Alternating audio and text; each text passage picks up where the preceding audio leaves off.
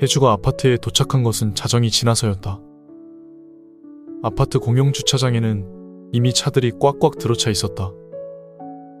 주차할 곳을 찾기 위해 혜주는 2번이나 주차장을 돌았다. 결국엔 현관에서 멀리 떨어진 외진 곳에 차를 주차할 수밖에 없었다. 앞에 주차된 차의 뒤쪽을 아슬아슬하게 가로막아 차를 주차하면서 혹시 옆 차가 빠져나가지 못하는 건 아닌가 신경이 쓰였다. 어차피 내일도 아침 일찍 나가야 할 것이라 별 걱정은 없었지만 그래도 혹시 새벽에 출근하는 사람이 있다면 문제였다. 차에서 내려 현관까지 걸어오면서 괜스레 더 신경이 쓰였다. 피곤한 하루였다. 어젯밤도 브리핑 준비로 거의 밤을 새다시피 한 혜주였다. 하지만 결코 기분 나쁘지 않은 피로였다. 수술도 그렇고 브리핑도 그렇고 막 전문의를 단 의사에게는 주어지기 힘든 기회였다. 과장의 절대적인 신임이 없이는 불가능했을 일이었다.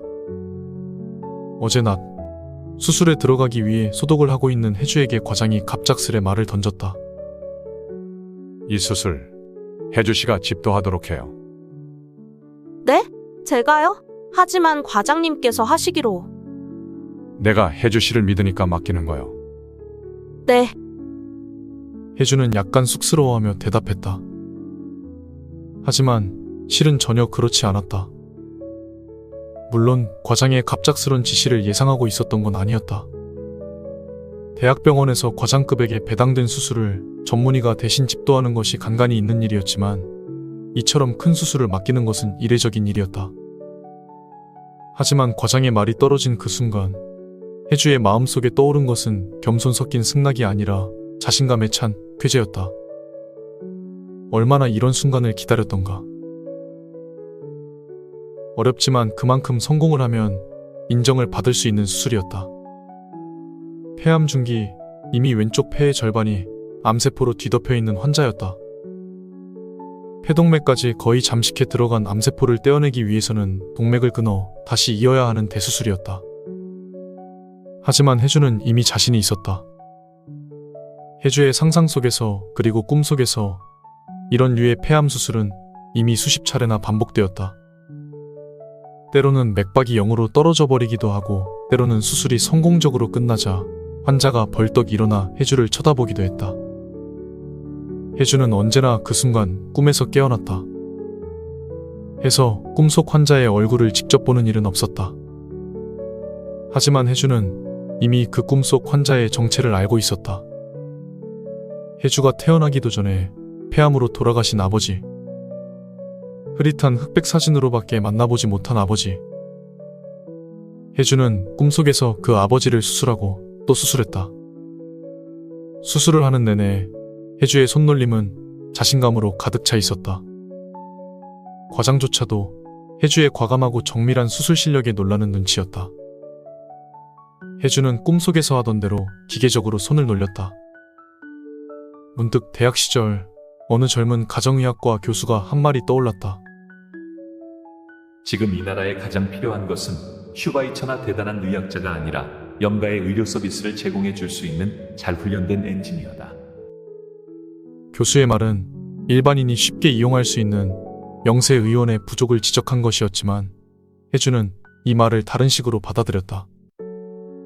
엔지니어. 혜주는 자신이 물컹한 기계의 부속을 만지는 정비공이라고 생각했다. 그리고 될 수만 있다면 혜주는 F1 경기에 참가하는 전문 엔지니어가 되고 싶었다. 그리고 그런 특급 엔지니어가 되기 위한 수련 과정에서 몇몇 부서진 차들을 잘못 만져 영원히 못 쓰는 차가 된다 하여도 그로 인해서 최고의 엔지니어가 탄생할 수 있다면 그러한 작은 희생이 그리 나쁜 것은 아니라는 생각도 혜주의 무의식 속에는 자리 잡고 있었다. 4시간에 걸친 대수술은 완벽한 성공이었다. 안경에 김이 서릴 정도로 공을 들인 수술을 끝내고 과장과 함께 수술실을 나선 혜주의 눈에 안절부절 환자를 기다리고 있는 환자 가족들이 들어왔다. 가족들은 용수철처럼 의자에서 일어나 과장에게 다가갔다. 선생님, 어떻게 됐습니까? 수술은 성공적입니다. 물론 차후 경과는 지켜봐야겠지만 일단 이번 수술은 대성공이었습니다. 과장은 마치 조선원이 아들입니다 하는 소식을 전하듯 미소를 머금고 그들에게 수술 경과를 전했다. 가족들 사이에서는 안도의 한숨이 흘렀고 부인인 듯 보이는 아주머니는 기어코 눈물을 흘렸다. 빠른 걸음으로 복도를 빠져나오는 과장과 혜주의 뒤로 몇 번이고 감사의 인사가 던져졌다. 나의 성공이다. 과장의 뒤를 따라 걸으며 혜주는 속으로 몇 번을 되새겼다. 이것으로 과장에게 실력을 인정받은 셈이었다. 그리고 이제 혜주 앞에 남은 것은 국내 최고의 외과의로 명성을 쌓아가는 일뿐이었다. 현재 폐암 수술에 있어서는 국내 최고라 불리는 과장마저도 언젠가는 혜주가 따라잡아야 할 목표였다. 내일 브리핑도 혜주 씨가 준비하도록 해요. 과장이 걸음을 늦추지 않고 말을 던졌다. 네? 혜주는 깜짝 놀라 물었다. 과장이 수술을 맡긴 것도 놀라운 일이었지만 이번 지시는 은근한 야망으로 가득 찬 혜주로서도 정말 놀라운 말이었다. 브리핑을 혜주가 맡는다는 말은 이 수술이 공식적인 혜주의 집도 기록이 된다는 말이었다. 경험뿐만이 아니라 작게나마 명성을 쌓을 발판마저 마련되는 순간이었다. 과장님, 혜주는 차마 감사하다는 말도 알겠다는 말도 못하고 그 자리에 서버렸다. 혜주 씨 실력이 있어 보여서 이러는 거예요. 고마워할 거 없어요. 과장은 늘 그렇듯 할 말을 하고 먼저 걸어가 버렸다. 혜주는 잠시 멍하니 섰다가 마침내 기쁨의 탄성을 질렀다. 지나가는 간호사가 이상하게 쳐다보아도 할 수 없는 일이었다. 혜주는 한박 웃음을 띤 채 자신의 방으로 걸음을 옮겼다. 브리핑 준비도 만만치 않은 작업이었다. 밤을 꼴딱 새며 연습을 하고 또 했지만 여전히 긴장을 늦출 수는 없었다. 분야의 전문가라는 사람이 죄다 모인 국내 최고 대학의 부속 병원이니 칼날 같은 질문이 아니 들어올 리가 없었다. 혜주는 대학 시절 줄줄 외운 해부학 기본서까지 꺼내 다시 읽으며 브리핑 준비를 했다. 그리고 오늘 오전 정례 브리핑에서 혜주는 역시 성공적인 데뷔를 했다. 수술 내용에 대한 자신감도 있었지만 과장의 도움도 매우 컸다. 시종일관 혜주의 재능을 칭찬하며 브리핑 내내 우호적인 분위기를 주도해 나간 것이다. 막 전문의를 단 혜주의 너무 이른 성공에 몇몇 이는 시기심 어린 눈초리도 보였지만 과장의 절대적 신임하에 혜주는 처음부터 끝까지 막힘없이 브리핑을 해 나아갔다. 이상 브리핑을 마치겠습니다. 이 말이 떨어지기가 무섭게 과장이 먼저 박수를 쳤다. 브리핑 룸 내의 외과의들이 따라 박수를 치고 과장이 또 한 번의 치하에 말을 했다. 수고 많았어요. 혜주 씨, 역시 훌륭하군요. 감사합니다, 과장님. 혜주는 과장이 자신을 인정해 주는 것이 더할 나위 없이 기뻤다. 그것은 과장의 인정이 혜주의 앞날에 빛을 던져준다는 의미도 있었지만 혜주가 진심으로 과장을 존경하는 까닭도 있었다. 과장은 국내 외과 수술 방면에서는 전설적인 인물이었다. 짧은 미국 유학 시절도 있었지만 과장은 거의 모든 수술을 독창적인 방법으로 성공시킨 입지전적 인물이었다.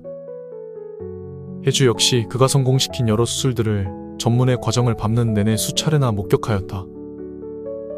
물론 혜주가 과장을 존경하는 데는 다른 이유도 있었다. 국내 최고대학 부설병원의 과장을 지내고 있을 뿐더러 국립보건원 연구이사를 겸임하고 있으며 보건원 산하 폐암연구학회 회장을 지내고 있는 과장은 그야말로 국내 외과 의학계의 노른자위를 모두 차지하고 있는 인물이었다. 청빈한 학문적 성공만으로 만족할 생각이 추호도 없는 혜주에게 과장은 가장 이상적인 표본이었다. 그러나 과장은 결코 자신의 권력을 과시하는 법은 없었다. 순순히 혜주와 같은 실력 있는 후학에게 길을 열어주는 것만 보아도 과장의 인간됨은 이미 짐작할 수 있는 것이었다. 현관에 들어서서 엘리베이터를 타는 혜주의 몸이 오징어처럼 늘어졌다. 혜주는 집에 들어가자마자 씻지도 않고 침대에 누워서 자는 상상을 했다. 화장은 지우고 자야겠지? 어쨌든 오늘 밤만은 세상 무슨 일이 있어도 푹 자리라 혜주는 다짐했다. 그러나 집 앞에 도착한 혜주는 뜻밖의 소포에 쏟아지던 잠이 달아났다. 노란 소포 포장 용지에 쌓여진 상자에는 또박또박 보내니의 주소가 적혀 있었다. 경남 밀양시 밀양대학교 석진규. 주소를 읽어나가는 혜주의 얼굴에 놀라움 섞인 미소가 떠올랐다. 진규. 어린 시절 혜주와 한 동네에 살면서 초등학교를 같이 다녔던 친구였다. 혜주는 얼른 들어가 소포를 열어보고픈 마음에 서둘러 가방에서 열쇠를 꺼냈다. 너무 흥분한 나머지 열쇠 구멍에 열쇠를 맞추는 일조차 쉽지가 않았다. 딸깍. 문 따는 소리가 들리고 혜주는 허리를 숙여 소포를 들어 올렸다. 뭐가 들었는지 약간 묵직한 느낌이 들었다. 혜주는 소포를 들고 얼른 안으로 들어갔다. 87년 여름이었을까. 혜주와 진규는 초등학교 4학년을 한반의 회장과 부회장으로 지냈다. 둘은 전교 1, 2등을 다투는 사이였고 다만 혜주가 여자라는 이유로 부회장에 낙점이 된 것이었다. 혜주는 어린 나이에도 그것이 불만이었다. 해서 진규와도 그다지 친하게 지내고 싶은 마음이 없었다. 여름 방학이 끝나고 새로 반장과 부반장을 선임하게 된 날, 혜주는 다시 부반장의 자리에 앉을 수밖에 없었다. 1학기 2번의 시험에서 2번 다 혜주가 아슬아슬하게 진규를 이겼지만 담임 선생님은 싫다는 진규를 억지로 반장의 자리에 앉혔다. 혜주는 그날을 계기로 진규와 친하게 지내기로 결심을 하였다. 시골 초등학교를 다니는 여자아이로서의 어쩔 수 없는 한계에 대한 체념도 있었지만 다른 한편으로는 반장 자리를 사양하는 진규의 조용한 성격이 마음에 들기도 했다. 2학기 중간고사 성적이 발표된 날이었다. 이번 중간고사 1등은 진규네. 평균 97.5점. 반장이 체면을 차렸구나. 자, 모두 박수.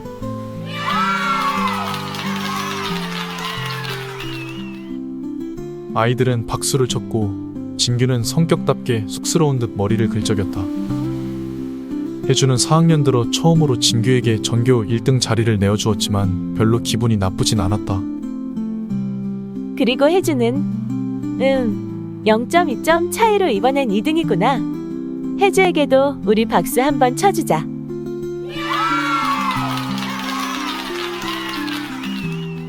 아이들은 또 한 번 부러운 섞인 박수를 쳤다. 진규 역시도 박수를 치며 혜주를 쳐다보았다. 혜주는 진규와 눈을 마주치며 입으로 축하해 라고 신호를 보내었다.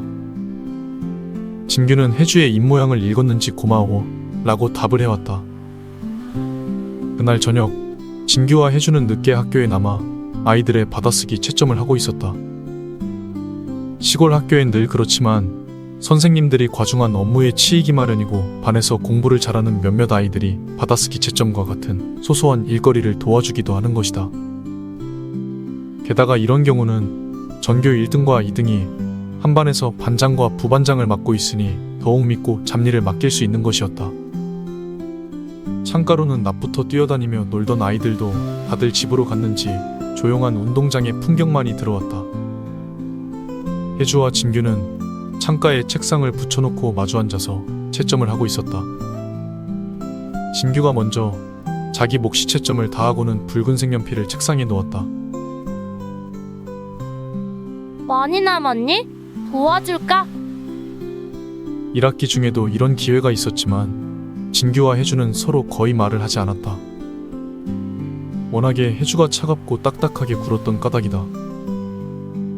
게다가 반의 남자아이들과 여자아이들이 편이 갈라져 크게 싸우는 일이 있었던 까닭에 그 분위기에 묻혀 서로 말을 주고받기도 어색했던 점도 있었다. 해서 1학기 내내는 누군가 먼저 채점을 끝내도 그냥 말없이 기다리고 있기만 했었다.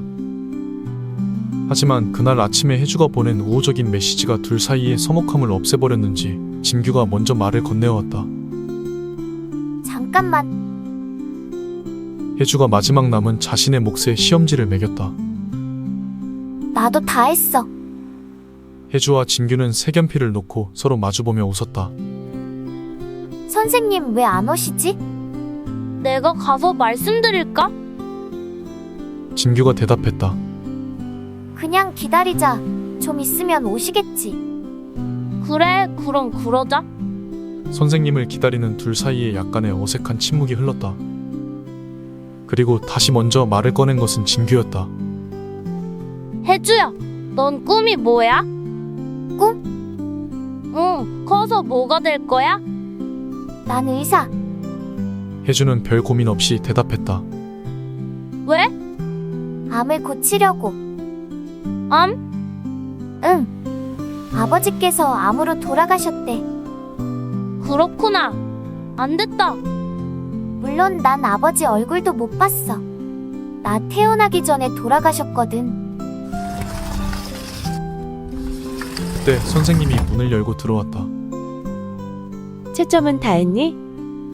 네, 다 했어요. 그럼 그냥 거기 놓고 가고. 수고했어, 얘들아. 네. 그래, 선생님이 좀 바빠서 그래. 미안해. 대신 다음에 선생님이 맛있는 거 사줄게. 네, 선생님. 안녕히 계세요. 혜주와 진규는 가방을 메고 교실을 빠져나왔다. 혜주가 진규에게 같은 질문을 한 것은 집으로 향하는 기나긴 두 길을 반 넘게 걸어왔을 때였다. 진규야, 넌 꿈이 뭐야? 나? 글쎄? 진규는 한참을 고민했다. 나도 의사. 진규의 대답이었다. 의사? 왜? 혜주 너랑 같이 의사하면 좋을 것 같아서. 진규의 입에서 나온 대답은 순진했다. 그래서인지 혜주는 갑자기 진규가 마음에 쏙 들어버렸다. 그래, 그럼 우리 나중에 커서 같이 의사하자. 응, 좋아. 노을이 지는 긴긴 두 길을 걸어가던 두 꼬마의 모습은 이미 20여 년 전의 추억이었다. 그리고 그나마 그 20년 중 10년은 서로 연락이 끊긴 채 각자의 길을 달려온 것이었다. 그리고 오늘 혜주의 문 앞에 10년의 세월을 뛰어넘어 진규의 소포가 배달되었다. 혜주는 조심스럽게 가위로 소포의 포장을 뜯어내었다. 안에는 봉투에 든 편지 한 장과 드링크제 한 통이 들어있었다. 혜주는 얼른 봉투에 든 편지부터 꺼내어 읽기 시작했다. 혜주에게 안녕? 잘 있었니? 이렇게 불쑥 소포를 보내서 놀랬지. 서로 연락이 끊긴 지도 10년이 되어가는구나. 넌 잘 지내고 있는지 모르겠네. 의사가 되었다며? 우연히 네 소식을 듣게 되었어. 축하해, 혜주야. 난 여기 대학에서 연구를 하고 있어. 산학협동으로 얼마 전에 드링크제 하나를 개발했는데 식약청의 허가도 떨어졌고 이제 상품화하는 일만 남았어. 내가 연구하는 동충하초라는 건데 암 예방에 탁월한 효과가 입증되었어. 너에게 이 샘플을 보내주고 싶었어. 네가 의사가 되어 암을 고치겠다고 하던 말이 생각나네. 나도 함께 하기로 했는데 결국 그렇게 못했지. 하지만 난 나대로 새로운 접근법을 찾았어. 혜주야, 언제 한번 서로 만나서 얼굴 보고 이야기를 나눴으면 좋겠다. 드링크 한번 마셔봐. 다음에 다시 연락할게. 안녕. 석진규. 짧은 편지였다. 그렇지만 혜주에게는 어린 시절의 감상을 불러일으키기에 충분했다. 20년 전에 약속을 지키기 위해 연구를 하고 있다는 진규의 소식이 어쩐지 감동적이기까지 했다. 그러면서도 혜주 자신이야말로 아직 약속을 지키지 못한 것이 아닌가 하는 자책마저도 들었다. 혜주는 드링크가 든 박스를 열었다. 시중에서는 보지 못한 박스였다. 안에 든 병에는 딱히 상표도 붙어있지 않았다. 판매가 되지 않은 시제품인 것이 표가 났다. 다만 뚜껑에만 동충하초라는 글씨가 쓰여 있었다. 혜주는 한 병을 따서 꿀꺽 마셔버렸다. 쌉싸름한 향이 시중에 파는 드링크 제품의 맛과 딱히 다르지 않은 것 같았다. 혜주의 휴대폰이 울린 것은 그때였다. 가방 속에 든 휴대폰을 찾느라 혜주는 가방을 죄다 털어야 했다. 허겁지겁 휴대폰을 열어 전화를 받자 들리는 목소리는 과장이었다. 혜주씨? 나 최 과장이요. 아, 네, 과장님. 이런 늦은 시간에 무슨 일로? 과장의 목소리가 약간 떨리는 것처럼 들렸다. 좀처럼 긴장하는 법이 없는 과장의 목소리가 이처럼 들떠있는 것과 이런 늦은 시간에 전화를 한 것을 보면 굉장히 중요한 일이 틀림없었다. 급한 환자일까? 혜주씨, 지금 날 좀 도와줄 수 있겠어? 과장님, 무슨 일이시죠? 전화로 말하긴 어려운 사안이요. 하지만 무척 중요해요. 꼭 혜주씨가 날 좀 도와주었으면 좋겠는데. 저야 과장님께서 부탁하신다면 언제든지 도와드려야죠. 지금 어디세요? 일단 병원으로 와주게. 네, 지금 바로 병원으로 갈게요. 고마워요, 혜주씨. 과장의 전화가 끊겼다. 혜주는 도대체 무슨 일인지 더욱 궁금해왔다. 혜주는 서둘러 백에서 꺼낸 물건들을 다시 쓸어 넣었다.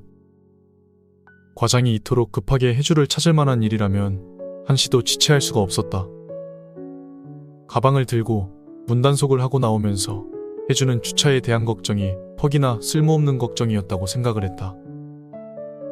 하지만 혜주는 자신이 무의식 중에 진규가 보낸 드링크의 뚜껑이 자신의 가방 속에 들어간 사실은 알지 못했다. 물론 그 뚜껑이 혜주에게 얼마나 큰 행운을 안겨다 줄 것인지 역시 혜주는 알지 못했다.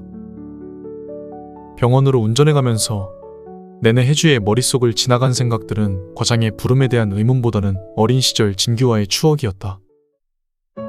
중학교와 고등학교에 들어가면서 남녀학교로 갈리긴 했지만 시내로 통학을 하면서 늘 함께 다니곤 했던 기억들. 때로는 등교 시간에 늦어 진규의 자전거 뒤에 앉아가기도 했다. 시내로 나가는 길은 어린 시절에 그 뚝길을 지나야 했다.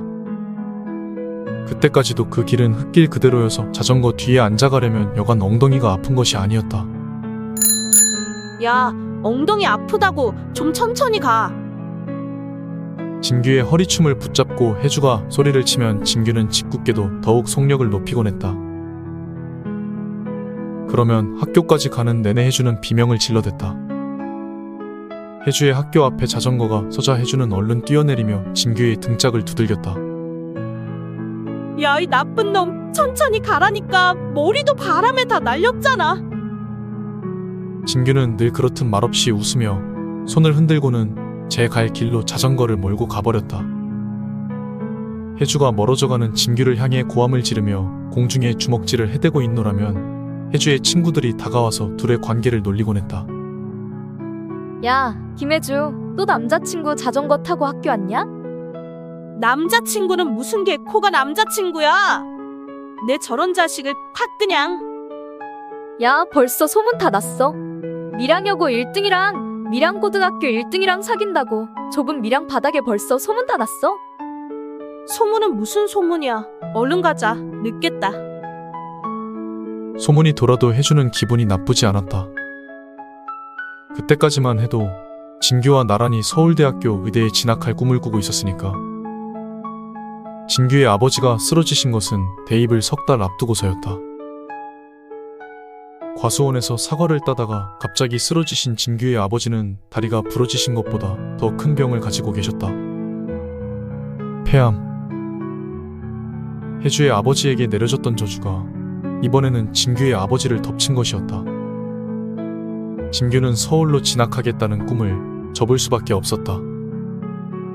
아버지의 병원비를 마련하기 위해서는 누군가 과수원을 지킬 수밖에 없었고 결국 진규는 밀양에 있는 대학교의 농과대학에 진학하기로 하였다. 마을 뒷산에서 진규와 혜주는 오랫동안 이야기를 나누었다. 혜주야, 네가 내목까지 열심히 해서 꼭 훌륭한 의사가 되자. 진규의 그 말이 20년 가까이 지난 지금까지 혜주의 귓가에 맴돌았다. 혜주는 그날 아무 말도 할 수 없었다. 운명이란 언제나 사람을 알 수 없는 방향으로 이끌어가곤 한다는 것을 뼈저리게 실감하는 순간이었다. 그날 혜주와 진규는 말없이 손을 잡고 지는 노을을 바라보았다. 20년을 한 동네에 살면서 친구처럼 철이 들면서는 때로는 연인처럼 지내온 둘이었지만 그렇게 손을 잡고 있어 보기는 처음이었다. 서울에 가서도 서로 연락하면 되지 뭐. 진규는 그렇게 말했고 혜주도 반드시 그러리라 다짐했지만 결국 대학에 진학하고부터는 자연스럽게 연락이 끊어졌다. 혜주가 어머니와 함께 완전히 서울로 이사를 해버렸고 다시 고향에 내려갈 일이 없어져 버린 탓이었다. 의과대학에서의 일상은 눈코 뜰 새 없이 바빴고 하루하루 감당해야 할 공부에만 신경을 쓰기에도 역부족이었다. 레지던트 시절 어머니마저 교통사고로 돌아가시자 혜주는 누구보다도 외로웠지만 진규를 떠올리지는 않았었다. 하루 두어 시간도 채 못 자는 생활의 반복이었고 혜주는 어머니의 죽음도 외로운 자신의 신세도 위로할 새 없이 끊임없이 자신을 다그쳐왔다. 무슨 일이 있어도 최고의 의사가 되리라. 무슨 일이 있어도 아버지를 그리고 진규의 아버지를 앗아간 그 병마를 정복하고 말리라. 혜주는 다짐하고 또 다짐했다. 과장의 뜬금없는 부름에도 분말 없이 이렇게 지친 몸을 병원으로 옮기는 혜주에게는 나름대로의 그러한 계산이 있었다. 당분간은 과장의 뒤를 열심히 쫓으면 폐암연구소 쪽으로 길을 뚫을 수 있을 법도 했다. 혜주에게 필요한 것은 뛰어난 외과의로서의 명성도 있었지만 어느 정도는 자신의 연구를 할 수 있는 계기였다. 병원으로 향하는 도로는 새벽이라 텅텅 비어 있었고 무심히 가속기 페달에 발을 얹어놓은 혜주는 금방 병원 정문에 도착했다. 차단기는 내려져 있었고 수의 아저씨는 유리로 된 칸막이 안에 앉아 있었다. 병원의 밤 풍경에는 그다지 급박한 상황의 기미가 보이지 않았다. 혜주는 운전석 창문을 열고 수의 아저씨에게 얼굴을 내보였다. 평소 같으면 말없이 차단기를 올려주었어야 할 수의 아저씨가 어쩐지 차단기를 올리지 않고 칸막이 밖으로 걸어 나왔다. 아저씨, 저예요. 차단기 좀 올려주세요. 혜주의 말을 듣고도 아저씨는 그대로 차단기 밖으로 걸어 나오더니 저쪽 건너편 어딘가로 손짓을 하는 것이었다. 아저씨가 손짓하는 곳을 보니 검은 양복을 입은 두 명의 사내가 혜주 쪽으로 걸어오고 있었다. 김혜주 씨 되시죠? 사내 한 명이 혜주에게 물었다. 그런데요? 누구시죠? 혜주는 약간 의아해하며 물었다. 사내는 안주머니에 손을 넣더니 지갑을 꺼내 신분증을 보였다. 기관에서 나왔습니다. 최태식 과장님께서 보내서 왔습니다. 과장의 지시로 나왔다면 정말일 것이었다. 이런 늦은 시간에 혜주를 기다리고 있다는 것은 혜주를 병원으로 부른 과장의 지시 없이는 불가능할 테니까. 내려서 저희 차로 가시지요. 어딜요? 여기서 말씀드리기가 약간 곤란하니 가셔서 이야기하시죠. 혜주는 약간 꺼림칙했지만 그들을 따라가기로 했다. 차는 키를 꽂아둔 채로 수의 아저씨에게 맡겼다. 수의 아저씨는 혜주의 차를 주차시키기 위해 차단기를 올렸다. 혜주는 슬쩍 수의 아저씨에게 물었다. 아저씨, 저 사람들 누구예요? 몰라 나도. 그냥 오더니 혜주 선생 기다린다고 오면 이야기해달라고 하더라고. 내가 이 시간에 혜주 선생이 여기 왜 오냐고 하니까 그냥 올 거라고 하더라고. 혜주는 그들을 따라 약간 걸어갔다. 그곳에는 검은 고급 승용차가 대기하고 있었다. 양복을 입은 사내 중 한 명은 운전석에 타고 혜주와 나머지 한 명은 뒷좌석에 탔다. 어쩐지 연행되어가는 피의자가 된 기분이었다. 차가 한참을 달렸다. 밤이라 밖에 풍경이 제대로 보이진 않았지만 분명히 도심을 벗어나고 있었다. 그렇지만 혜주는 어쩐지 위압적인 차안 분위기에 눌려 어디로 가는지 무슨 일인지 묻지를 못했다. 1시간쯤 달렸을까? 혜주는 마침내 입을 열어 물었다. 지금 도대체 어딜 가고 있는 거예요? 좀 알고 가고 싶네요. 사실 저희도 자세한 건 모릅니다. 저희도 지시받은 대로 김혜주 씨를 모셔가는 것뿐입니다. 일단 가시면 모든 설명을 들으실 수 있을 겁니다. 안 들으니 못한 대답이었다. 혜주는 여전히 창밖을 기웃거리며 어느 방향으로 가고 있는 건지 짐작을 해보려고 했으나 전혀 감이 잡히지 않았다. 이윽고 차가 속력을 줄이고 앞에는 겹겹이 바리게이트가 쳐진 모습이 나타났다. 게다가 바리게이트 앞에는 총을 든 군인들이 줄줄이 서서 보초를 서고 있었다. 혜주는 직감적으로 자신이 생각하고 있던 것보다 훨씬 큰일이라는 사실을 깨달았다. 총을 든 군인 한 명이 차 앞을 가로막고는 운전석 옆으로 다가왔다. 운전석에 앉아있던 사내가 짙게 썬팅된 창문을 열자 군인은 황급히 경례를 붙였다. 그리고는 차를 통과시켰다. 차는 겹겹이 둘러쳐진 바리게이트를 꾸불꾸불 피해 나갔다. 한참을 그렇게 지나가자 붉은 벽돌로 지어진 건물 한 채가 보였다. 그리고 주위로는 수풀이 울창했다. 뭔가 은밀한 시설임이 분명했다.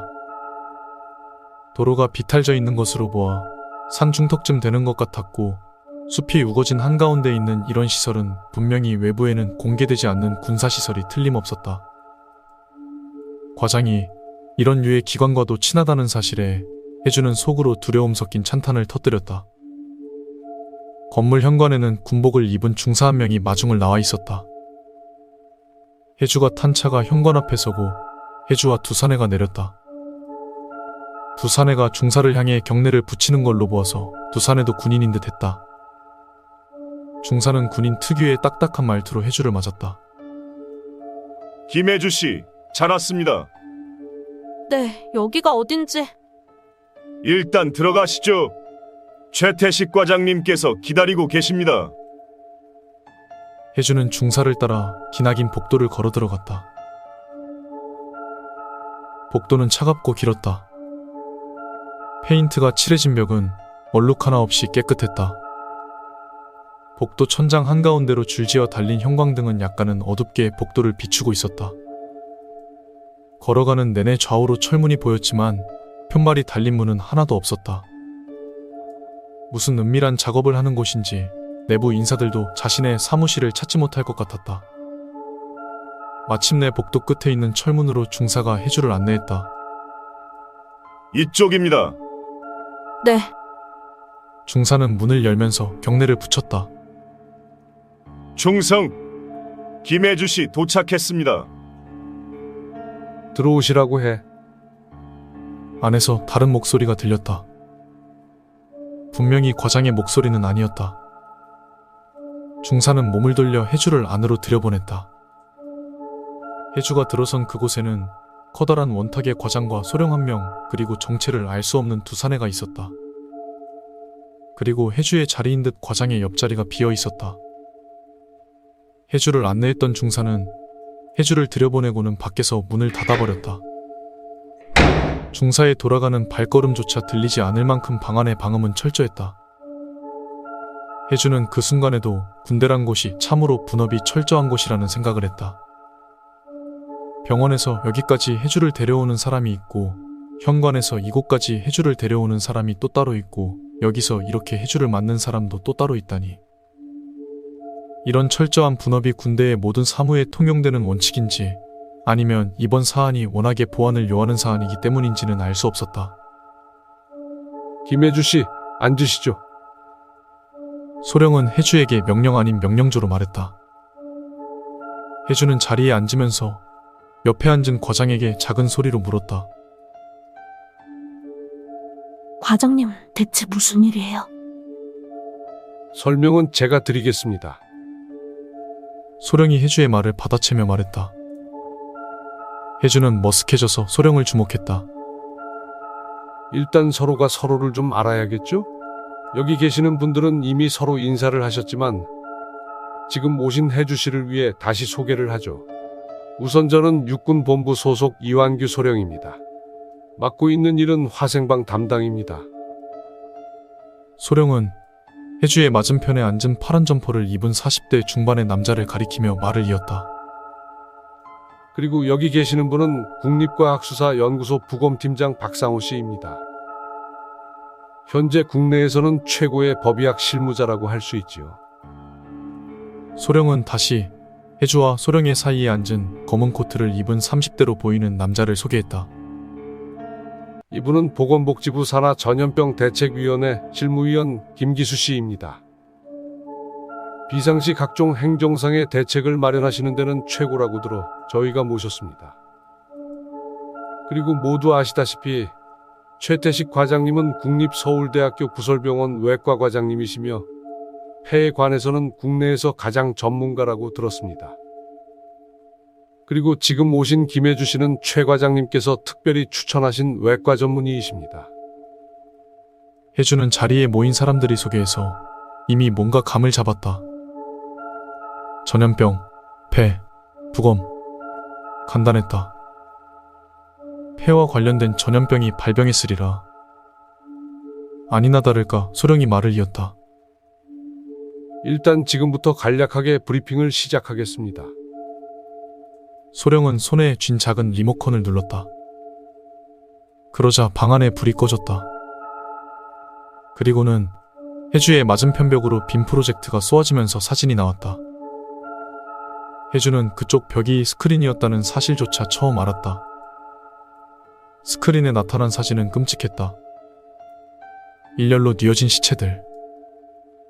흙바닥에 뉘어진 시체들은 농촌 아주머니 아저씨들로 보이는 복장을 하고 있었고 사진 끝으로 군화가 살짝 비쳤다. 소령이 다시 버튼을 누르자 다른 시체 사진들이 나왔다. 마찬가지로 끔찍했다. 입에서 피를 흘리고 있는 사진도 있었고 그냥 죽어있는 사진도 있었다. 얼굴색이 푸르딩딩하게 변한 걸로 보아서 호흡곤란으로 죽은 사람을 연상시켰다. 네 번째 나온 갓 죽은 어린아이의 사진은 더욱 소름이 돋았다. 상황 발생 지역은 강원도 곡성군의 진수마을이란 곳입니다. 지금까지 마을 주민 24명 전원이 사망했고 사인은 모두 호흡곤란을 수반한 폐출혈입니다. 전염병인지 아니면 모종의 테러에 의한 것인지는 아직 분명치 않습니다. 지역은 준 군사지역인 관계로 현재 군에 의해 봉쇄되어 있습니다. 전염병이라면 사체를 수습한 군인들 중에서도 희생자가 있을 텐데요. 보건부 관리의 말이었다. 네, 군에도 희생자가 있습니다. 현재까지 동일한 증세로 2명이 사망했습니다. 감염에 의심이 되는 사람은 몇이나 됩니까? 문제는 감염의 증상도 없이 바로 사망한다는 점입니다. 발병한 지 5분 이내에 사망했습니다. 징후 따위는 전혀 없었다고 합니다. 화학 혹은 생물학적인 테러였든 전염병이었든 징후가 없다니요? 보건부 관리의 예리한 질문이 계속 이어졌다. 그 점이 저희로서도 의문입니다. 이 문제에 대한 해답은 앞으로 여러분들이 내려주셔야 합니다. 저희가 현지로 파견되는 겁니까? 부검팀장이 물었다. 물론 여러분의 선택에 달려 있습니다.